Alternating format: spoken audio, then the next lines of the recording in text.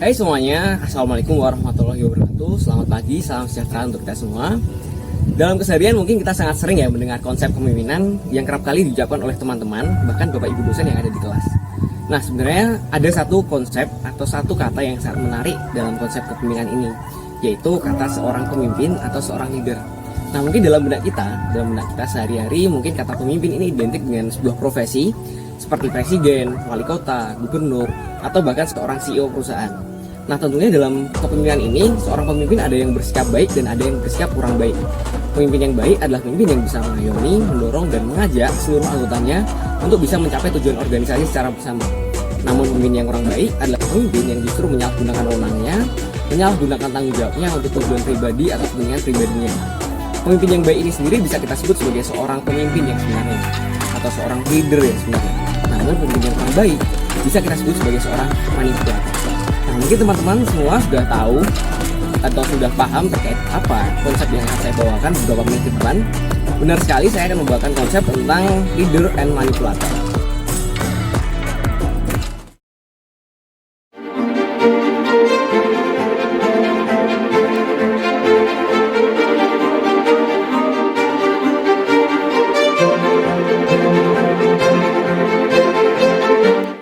Lalu sadarkah kalian bahwa sebenarnya leader dan manipulator adalah sebuah konsep yang sangat jauh berbeda sebenarnya. Namun jika kita telah lebih dalam terkait dengan makna dan arti dari kata leader dan kata manipulator, sebenarnya dua kata ini adalah dua kata yang saling berkaitan dan sangat erat sekali. Leader adalah seorang yang bisa memimpin, mengarahkan, kemudian juga menggerakkan seluruh anggotanya untuk bisa ikut dalam arahan dia untuk mencapai tujuan organisasi secara bersama. Namun seorang manipulator juga seorang yang bisa memimpin, juga bisa mengarahkan, juga bisa mendorong anggotanya untuk bisa mencapai tujuan. Namun dalam hal ini adalah tujuan pribadi dari seorang manipulator. Oleh karena itu, maka sekarang mari kita pikirkan terlebih dahulu, apakah orang-orang yang dekat dengan kita, orang-orang yang kita ketahui sebagai seorang pemimpin, itu benar-benar seorang leader atau justru dia seorang manipulator. Nah, dalam konsep yang paling sederhana, sebenarnya kepemimpinan bisa dilatih dari diri kita sendiri, mulai dari bagaimana cara kita memimpin diri kita sendiri sebelum memimpin orang lain. Nah, dalam konsep kepemimpinan sebenarnya banyak sekali hal-hal yang harus dipelajari, mulai dari sifat-sifat pemimpinan, kemudian juga bagaimana cara memimpin, kemudian juga seni dalam memimpin, dan yang terakhir adalah bagaimana cara menggerakkan orang lain.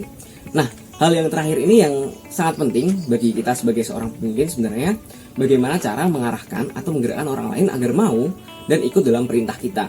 Nah, hal ini yang paling penting adalah konsep komunikasi, bagaimana seorang pemimpin bisa melakukan komunikasi yang baik dengan anak buahnya.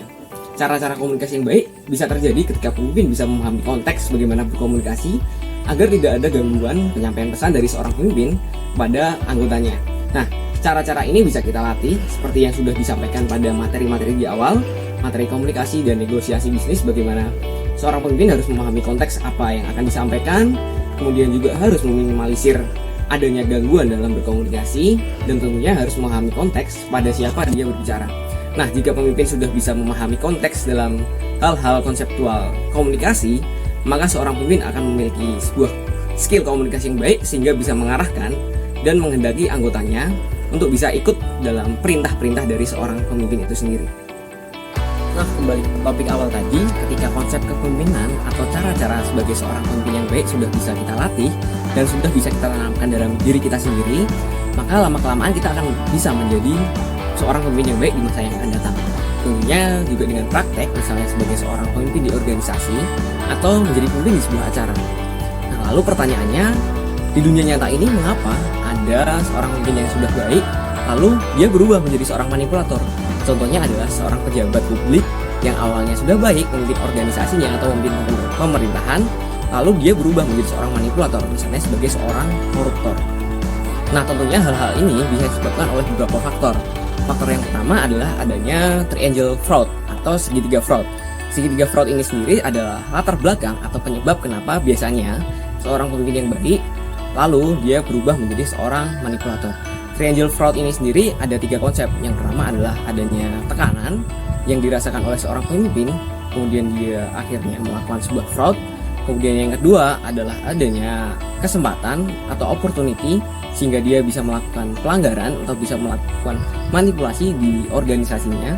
Kemudian yang ketiga adalah adanya rasionalisasi atau sebuah pandangan bahwa tindakan yang dia lakukan adalah tindakan yang benar, bukan tindakan yang salah. Nah, ketika 3 hal ini bisa dicapai, maka seorang pemimpin yang baik bisa berubah sikap menjadi seorang manipulator. Ciri-ciri pemimpin yang memiliki sifat manipulator, yang pertama adalah dia tidak jujur, yang kedua adalah dia tidak bisa bertanggung jawab atas komitmen yang telah dibuat dengan anak buahnya, kemudian yang ketiga dia suka mengulur waktu, kemudian yang keempat adalah dia tidak bisa bertanggung jawab atas ucapannya sendiri. Nah, oleh karena itu, sebagai anak muda yang nantinya bisa menjadi pemimpin di masa depan, kita harus menghindari atau membuang jauh-jauh sifat dari seorang pemimpin yang manipulator. Kita harus menanamkan dalam diri kita sebagai calon pemimpin yang baik dengan sifat-sifat pemimpinan, kemudian juga seni dalam kepemimpinan, dan kita menanamkan dalam diri kita untuk bersikap jujur dan bersikap tanggung jawab. Nah, oleh karena itu, yang terakhir, mari kita renungkan dalam diri kita, apakah dalam diri kita tertanam sifat-sifat kepemimpinan yang baik atau justru malah masih ada sifat-sifat kepemimpinan yang manipulatif. Terima kasih, saya Yudhistira Adinustia.